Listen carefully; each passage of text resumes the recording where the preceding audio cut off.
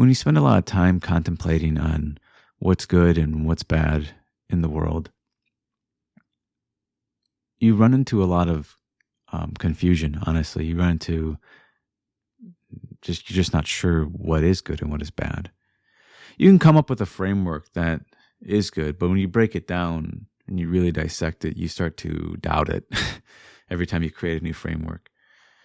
And so you have to gear your life in a different direction. You can't, it seems like trying to figure out what's good and what's bad becomes a waste of time. And so what other direction can we go down that supports morality, that supports honesty, that supports belief, faith? How do you restore these things? And a way I see you can restore it is by going towards beauty. I think beauty will solve a lot of these issues. Maybe not every issue, but at least it will solve some. It solves a headache.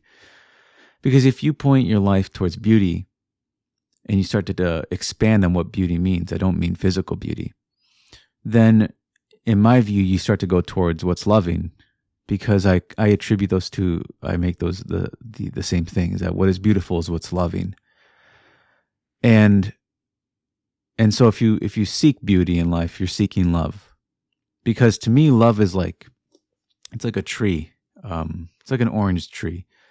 And to truly experience the orange tree, you have to eat its fruit. And so love is like a tree, and beauty is one of the fruits of it. And so to experience, so it's hard to define love. People try to define it all the time. I've tried. It's very difficult. But I would say love, at least a portion of it, is the experience of its fruits. And you can say one of the fruits is joy. One of the fruits is beauty. And you must experience it. And the way you can start experiencing it is that you seek for it, because you'll find it. If you start seeking for beauty, you start seeing beauty in your life, you're going to find it. And when the interesting thing about beauty is that it's very clear. There's not really much question to it. You don't really doubt yourself as you do when you contemplate on good and evil. Especially, and it also creates clean connection, because if you are with somebody and you both see the beauty in something, the connection you two shared is very clean. There's really no confusion. It actually provides peace, in my view, when you actually observe beauty. And if you can expand beauty and not think I just mean something physical. I don't mean like a physical orientation that is beautiful, like a beautiful glass and sunlight is going through it. I don't mean it like that. Although that is beautiful. I mean it more, the idea of somebody who has doubted themselves a lot, and then they believe in themselves. They choose to believe in themselves one day. That's beautiful. Feeling happy for someone's genuine smile on their face, that's beautiful. If you can just keep expanding what beauty is, peace is beautiful. Believing in someone is beautiful. If you can just keep expanding it more than just obviously the physical part of beauty, I think you will lead a life that is much more fulfilling. Like, for example, I see beauty in a lot of Neville's work.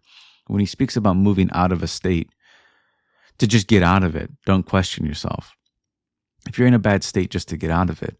Because in my opinion, a mistake that I often made was that I would try to control a bad state. I'd try to get it under control, or I'll try to solve a bad state by dissecting it to bits.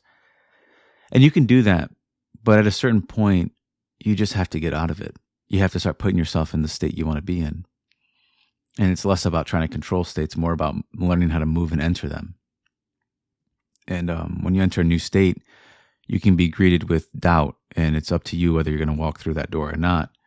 But if you don't, then every time you choose not to doubt yourself, it just becomes a habit of not doing it anymore.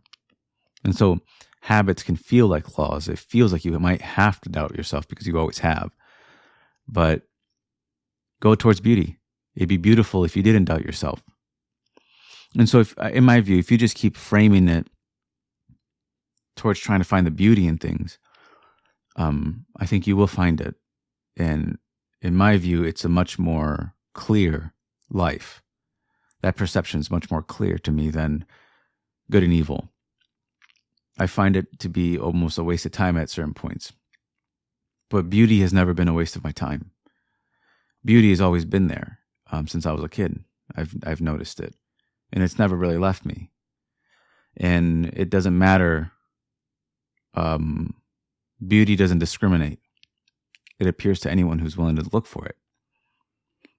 You know, it's one of the, and if you view it as it's one of the fruits of love, then that's what you're seeking. You're seeking love. That's actually what you're seeking ultimately. I was going to extend this one, but I feel like I got my point across. And obviously I can always expand on things in the future, but I feel like I got my point across. And so, you know, my books, my one-on-ones, everything's in the description. I do live streaming as well. Just go there. And if you want more info on those things.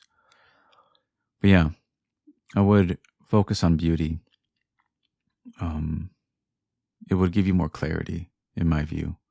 At least it's given me that. And so I'm just trying to share that. Okay, take care.